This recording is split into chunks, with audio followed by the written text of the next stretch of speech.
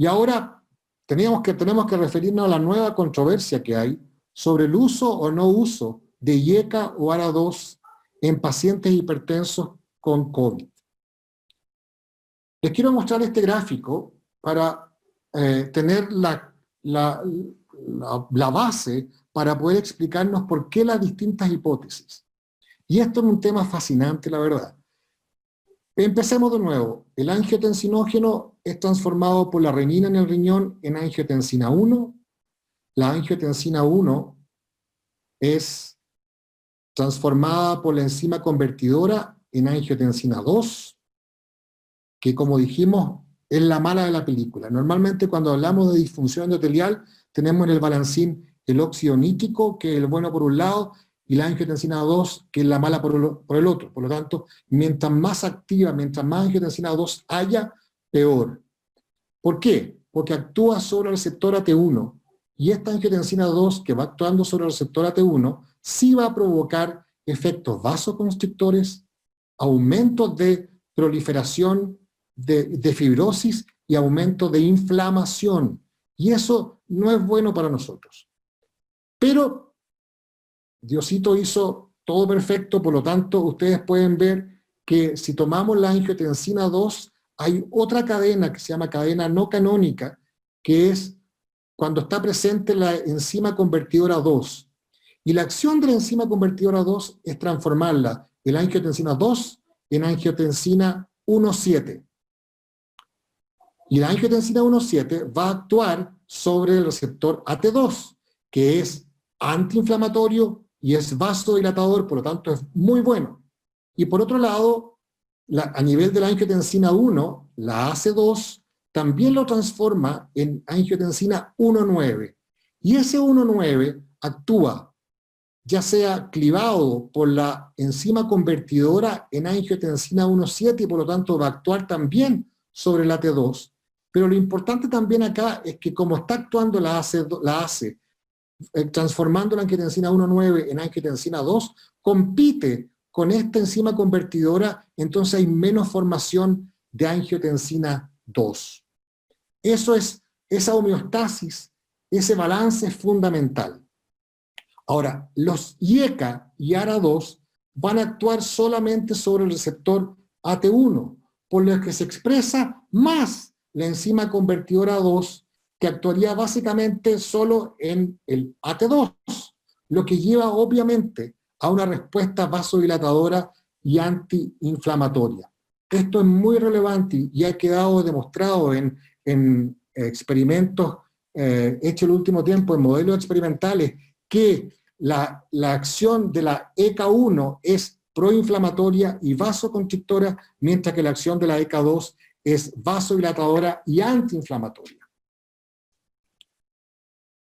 Por lo tanto, si tenemos el sistema renina angiotensina funcionando así, se postula lo siguiente. En esta época que llegó el coronavirus, que claramente es más malo que la angiotensina 2, va a actuar, este virus tiene una cadena, se llama coronavirus porque tiene una corona de proteínas llamado protein spike o de espiga, y que es la proteína S, y que se une al receptor AC2 que está en la membrana de la célula.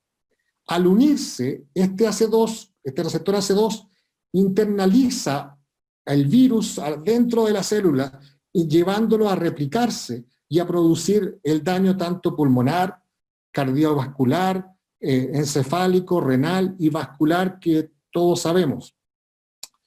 Pero, por otro lado, al introducirse el virus junto con el inhibidor ECA2, deja menor número de receptores ECA2 libre o disponible, por lo que se produce un desbalance y lleva ganando entonces la ECA1 a una vasoconstricción y genera mecanismos proinflamatorios. Entonces la hipótesis es ahora, se cree que la IECA o los ARA2 aumentarían la viabilidad o la presentación más clara y libre de los ECA2, por lo que podría producir daño. Esa es la hipótesis. Entonces nos preguntábamos, ¿usamos o no usamos IECA o ARA2 en este tipo de pacientes? Pero desde los primeros días de mayo estudios observacionales en distintos países, que en distintos hospitales se vio revisando fichas clínicas, que en pacientes hipertensos con COVID que usaban ARA2 y ECA, la prevalencia de enfermedad, la prevalencia de transmisibilidad y de mortalidad no se observaba. Era bastante protector. Por otro lado, se sabe hoy día que en el alvéolo la angiotensina 2 produce en la membrana del alvéolo mayor inflamación de los vasos sanguíneos, lo que permite un transudado y un exudado desde estos al interior del alvéolo, provocando una disminución del intercambio del oxígeno, lo que nos lleva a un distrés respiratorio. Si eso lo produce la angiotensina 2, obviamente se piensa que al usar IECA o ARA2 en pacientes que ya lo estaban usando, la verdad es que la protección que se logra es bastante importante. Por todo esto, el MinSal mantiene la sugerencia de mantener el uso de estos fármacos en pacientes que ya lo estaban usando, o incluso usarlo en pacientes recién diagnosticados, porque tendrían un papel más protector. Lo mismo señalan la sociedad americana, la American Heart Association, la American College of Cardiology, la Society of Heart Failure of America, y como pueden ver, sociedades europeas de hipertensión, sociedades canadienses de hipertensión, sociedades australianas conllevan lo mismo. E incluso si ustedes ven en el cuadrito, la Sociedad Canadiense Cardiovascular, donde está el tic azul, recomienda el uso de sacubitrilo, que es un inhibidor de la neprilicina, que es de origen de la etiología clara en los pacientes con insuficiencia cardíaca. Para terminar, 3 tips. 1. Hipertensión es multicausal. Herencia, medio ambiente, estilos de vida y factores socioculturales. 2. La prevención y la detección precoz está prácticamente ausente. Nosotros como Fundación de Hipertensión el año pasado comenzamos a ir a los distintos colegios de comunas rurales o de comunas de bajos recursos en Santiago y a los municipios para la detección precoz y el tratamiento precoz de nuestros pacientes. Eso es hacia allá tenemos que apuntar. Prevalencia creciente por deficientes estilos de vida y aumento en años de expectativa de vida. La fisiopatología, ya sabemos, es heterogénea, generando variables respuestas a fármacos. No todos responden igual. La hipertensión es asintomática, y eso para Chile es muy complejo, porque nosotros consultamos solamente cuando tenemos síntomas. Diagnóstico complejo y habitualmente tardío, ojalá realizarlo con monitoreo ambulatorio de presión arterial de 24 horas. La presión arterial nocturna, enfatizo, presenta mayor capacidad predictiva de eventos cardiovasculares. La evaluación muchas veces incompleta. Clínica y laboratorio, pedimos todo lo que debemos, sobre todo cuando no tenemos tiempo y tenemos un computador y entre medio y la relación médico-paciente no es la exitosa que debía ser. Información al paciente muy insuficiente, luego educamos como debemos. Metas terapéuticas son controversiales, ya vimos guías europeas, guías americanas, y por lo tanto claramente hay que tener mucho cuidado con provocar hipotensiones, sobre todo en pacientes mayores, aumento de eventos con presiones levemente reducidas, especialmente en tercera edad y curva J. Si bajamos mucho la presión, ojo con el riesgo y con el flujo cerebral y ojo con el flujo coronario. Respuesta a tratamientos fluctuantes. Es necesario reducir dosis en verano y por eso hablo de que en esta época normalmente tenemos que aumentar dosis o compensar de otra forma a nuestros pacientes.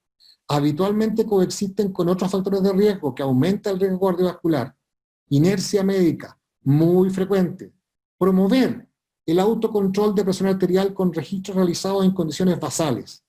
Reposo previo, sin ingesta de alimentos o líquido previo a 1 hora. Ojo cómo tomamos la presión, cómo está el paciente, son las medidas habituales para el registro de la presión. Los datos habitualmente no consultados y que van muy de la mano de nuestros pacientes hipertensos y la mayoría con síndrome metabólico, presencia de apnea del sueño, disfunción eréctil. Hay que tratar de optimizar los estilos de vida. Es difícil, pero no debemos cesar en el esfuerzo. Y finalmente, 5 consideraciones prácticas, y subrayenlo. Uso de Holter de presión arterial como método diagnóstico y evaluación de tratamiento con apoyo del autocontrol. 2. diseño de estrategia terapéutica en función de las metas. Dependiendo de qué tipo de pacientes me llegó, es como yo, hacia dónde voy a llegar. Si llega un paciente con presiones de 180, 110, ¿con qué monoterapia lo compensamos? Y de nuevo, 92% de nuestros pacientes usan monoterapia. Tercero, inicio de terapia combinada versus monoterapia. Cuarto, órganoprotección y disminución de eventos cardiovasculares como objetivo terapéutico. ¿Qué familia de fármacos y en qué dosis debemos usar para alcanzar esa órganoprotección y quiénes lo han demostrado? Y quinto, reducción del riesgo global a través del tratamiento integral. Nuestros pacientes son hipertensos, pero son diabéticos, son dislipidémicos. Si nosotros controlamos la presión, pero se nos desbanda desde el punto de vista de diabetes o lípidos, por supuesto que va a aumentar el riesgo cardiovascular. Ese era el mensaje que quería entregarles. Muchas gracias. Muchas gracias. A continuación, el doctor Zárate va a responder algunas preguntas seleccionadas. Bueno, me encantaría, por supuesto, poder responderlas todas. Sin embargo, en honor a la hora y el tiempo, debemos ser acotados. De todas maneras, les voy a dejar el correo electrónico del doctor Zárate si desean después hacerle alguna consulta por interno. Este es hernanzarateperez@gmail.com. ¿Ok? A ver, acá una pregunta, doctor Zárate. El hecho que un ARA2 tenga mayor grado de adhesividad o adherencia al receptor AT1, ¿lo haría más seguro pensando en un paciente y pensando en lo que es el tema del COVID-19, la insuficiencia respiratoria, etcétera? De nuevo, quiero resaltar el tema. Hoy, en relación al, quiero diferenciar. Si vamos a usar fármacos en pacientes hipertensos con COVID, no hay ningún problema de usar los fármacos IECA o ARA2, todos. No hay problema el día de hoy. Eso demuestran los estudios observacionales. Y por eso todas las sociedades en el mundo dicen no debemos descontinuar el uso de estos fármacos en nuestros pacientes. Muchas veces incluso los pacientes no están compensados, como dije hoy día, y no están en tratamiento. Por favor, que estén en tratamiento, pero si presentan hipertensión y COVID, no lo suspendan. Y si hay pacientes nuevos hipertensos, podemos iniciar tratamiento con inhibidores IECA o ARA2. Ahora, en relación a los distintos tipos de ARA2, yo diría que lo único que tienen que tener cuidado, porque la verdad es que algunos son un poco más selectivos de AT1 que otros. Entre ellos el olmesartán, por ejemplo, y ojalá asociarlos siempre. Hay fármacos que ya vienen asociados y en una sola tableta. Existen asociados, por ejemplo, olmesartán con amlodipino en una sola tableta. Usémoslos.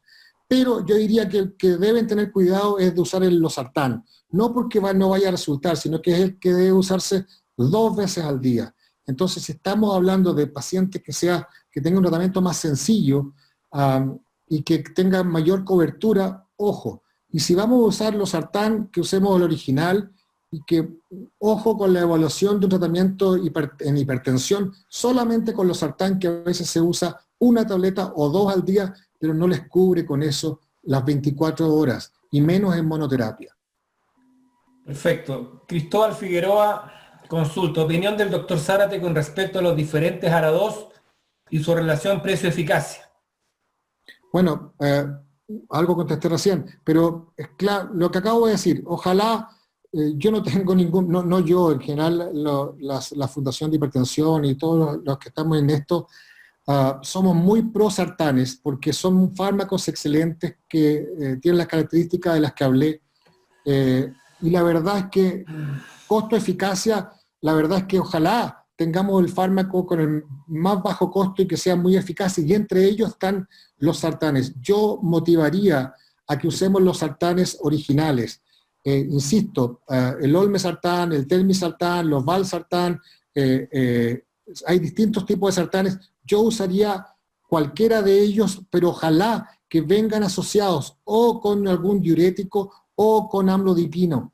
No usarlo solamente en monoterapia una vez al día. En general, si los hipertensos no son leves o no son mayores de 80 años, no usemos fármacos en monoterapia. Alberto Boto dice, entonces los beta bloqueadores se usan de primera línea como monoterapia, ¿a quiénes? No, no como monoterapia, por eso incluso en la evidencia 1A sale que los beta bloqueadores ¿pueden usarse en primera línea? Sí. Como monoterapia, no. En pacientes hipertensos con insuficiencia cardíaca, en pacientes hipertensos con infarto de miocardio, en pacientes hipertensos con angina, en pacientes hipertensos con arritmia, pero asociados, por la hipertensión estoy hablando, asociados a algún otro grupo de fármacos, por ejemplo, ARA2, IECA o bloqueadores de canales de calcio.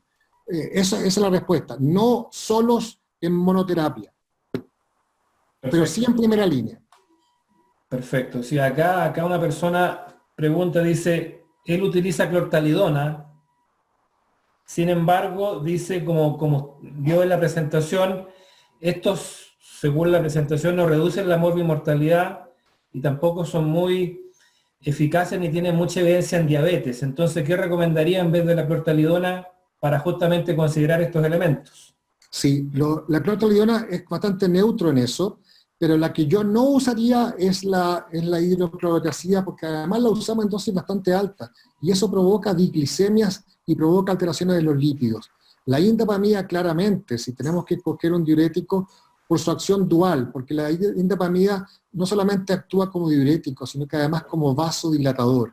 Y entonces, a través del aumento de la prostaciclina disminución del tromboxano A2, y eso concadena una protección muy importante demostrada en el HIVET, y además no altera el metabolismo lipídico en absoluto, ni glicémico. Quería resaltar antes, los beta bloqueadores que vamos a usar en primera línea, en hipertensión estoy hablando, todos menos el atenolol, pero sobre todo destaco la acción, y no se trata del laboratorio que nos está ayudando o no, la acción del nebivolol por su acción clara sobre el óxido nítrico. Y eso, recuerdan el balancín que teníamos, angiotensina malo por un lado y óxido nítrico el bueno por el otro. Al aumentar el óxido nítrico y bajar por lo tanto la angiotensina 2, está produciendo una vasodilatación, y no solamente una vasodilatación, sino que una disminución de la disfunción endotelial, que es lo que subrayaba en un comienzo.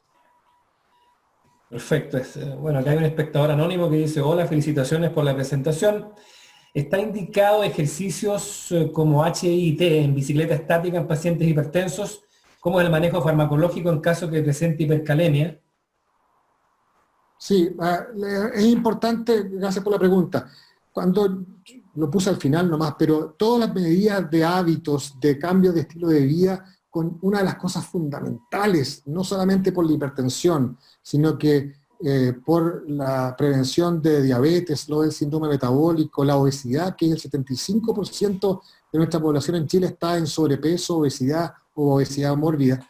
La gran forma de contrarrestarla no es solamente con una sana y buena alimentación, sino que además con el ejercicio. Un ejercicio aeróbico es fundamental en esto. Así que hay mayor liberación de óxido nítrico, háganlo pausadamente, no se lleguen y compren una bicicleta y se pongan a hacer como locos bicicleta, pero vayan haciéndolo ojalá con algún guía. Pero la posibilidad de hacer ejercicios aeróbicos como eso es fundamental por la liberación del óxido nítrico, y es parte clave por el descenso de peso, por estabilización de los otros factores de riesgo cardiovascular y por acción vasodilatadora. Por lo tanto, es excelente en los pacientes hipertensos. Acá María Eugenio Paso menciona si usted tiene algún comentario, doctor Zárate, en lo que es población negra en general. Bueno, eso es un dato muy importante, y gracias María Eugenia, qué bueno que hayas escuchado. Un abrazo. La verdad es que ahí sí los diuréticos son claves. El Joint National Committee, en lo publicado hasta el 8º informe, incluía a la hidroclorotiazida, por ejemplo, como fármaco primario y esencial para el uso en primera línea. Eso era antes, y eso era antes porque la acción de los diuréticos e incluso la hidroclorotiazida en ese grupo de pacientes era muy importante. El descenso era mayor y podíamos tener un fármaco en dosis bajas con muy buena respuesta presora, pero además bastante barato. Así que en general los diuréticos son fármacos que sí debemos usar de primera línea y ojalá, yo no quiero salirme de mi discurso, asociado a otros fármacos en ese grupo de pacientes. Perfecto, aquí hay una observación, doctor, que no tengo el nombre, pero dice, de acuerdo a la evidencia que usted menciona en su presentación, sin duda ahí se deberían actualizar las guías GES, los arsenales públicos son muy reducidos y poco efectivos. ¿Cuál es su opinión al respecto? Bueno, colegas, hay mucho por hacer. Yo no quiero romper huevos, pero la verdad es que sí, pues, la verdad es que lo que estamos haciendo a nivel GES o AUGE y la herramienta que tenemos a ese nivel es bastante semejante a lo que hay en salud pública, y en salud pública no está los fármacos que debieran estar. Claramente es un tema de precio, un tema que va en otro sentido, pero la verdad es que... Pero pensemos positivamente, usemos fármacos que están en GES, en la canasta habitual, y podemos asociar, no van a estar en una sola tableta. Ojalá GES y AUGE puedan asociarse con los laboratorios de estudios que ya tienen, por ejemplo, ustedes u otros, en que ya vienen cápsulas antihipertensivas, 2 o 3 moléculas distintas en una sola cápsula. Y ahí obviamente sería una muy buena opción, pero la canasta actual general que tenemos en hipertensión es muy deficiente, y en general por eso alcanzamos las cifras también. Esa es otra explicación del por qué nuestros pacientes no están en control.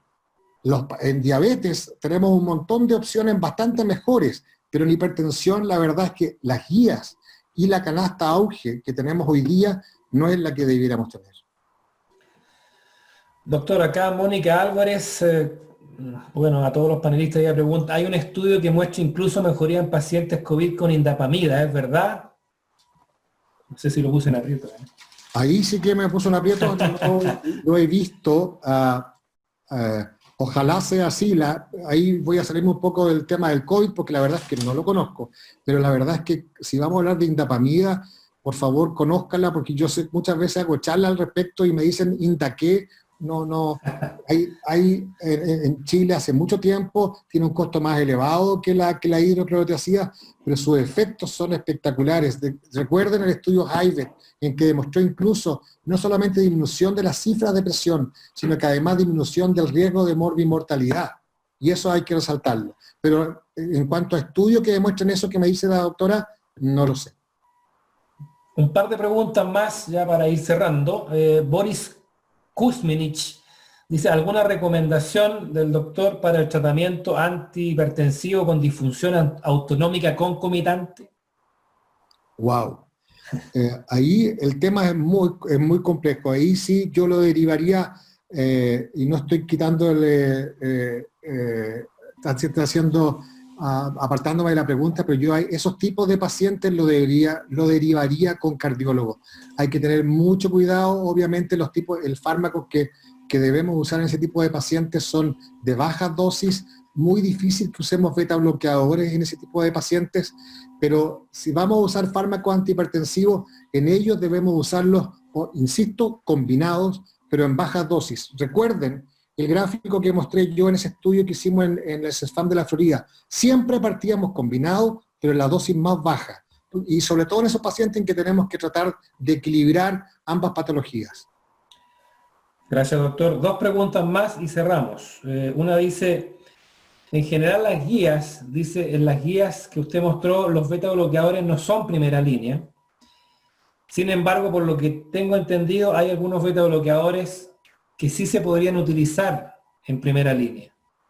Sí. Tercera generación. Pero las guías europeas, muestran claramente que, claro, IECA o ARA2, pero dicen claramente cuándo usar. Y Medicina Basada en Evidencia 1A dice, beta bloqueadores incluso en primera línea, por ejemplo, Nebivolol, Carvedilol, por ejemplo, pero en pacientes hipertensos, pero con fenómenos agregados, por ejemplo, angina, infarto del miocardio, insuficiencia cardíaca. Ahora, en pacientes con estado enérgico aumentados, como los que tenemos ahora y estamos todos viviendo, yo no tengo ningún problema de iniciar en primera línea con ese tipo de fármacos, beta bloqueadores, pero sí, recalco, asociado a otra familia de fármacos. Última pregunta. Dice don César Lamas, dice muchas gracias por la presentación. Dice, estimado doctor, ¿qué opina sobre la hipertensión arterial diastólica aislada? Bueno, eso es muy relevante. ¿Diastólica aislada o sistólica aislada? Aparece acá, don César Lamas dice, diastólica aislada. Ya, la verdad es que es poco frecuente. Lo más frecuente es encontrarnos con hipertensión sistólica aislada, que se ve en una población de mayor edad, que hay una diferencia de pulso, de presión de pulso importante, y eso es en pacientes añosos. Pero la verdad es que si vamos a tratar pacientes con hipertensión diastólica aislada, el uso de ARA2, el uso de IECAS, no hay ningún problema, está basado en medicina, basado en la evidencia, y claramente podemos usar cualquiera de estas familias de fármacos sin problema, pero de nuevo, iniciando biterapia, ojalá y en dosis bajas. Gracias, doctor. Finalmente, y en nombre del laboratorio ITF Labomed, de quien habla Hugo Fuentes, gerente de producto, agradecer al doctor Hernán Zárate, por supuesto, y a todos ustedes por haber participado de este webinar. Los invito a visitar nuestra página web de ITF Chile, www.itf-mediolabomed.cl, donde hay una amplia información completa de todas nuestras familias y líneas de productos. Y por último, desearles salud, desearles tranquilidad, muchas gracias y muy buenas noches. Buenas noches.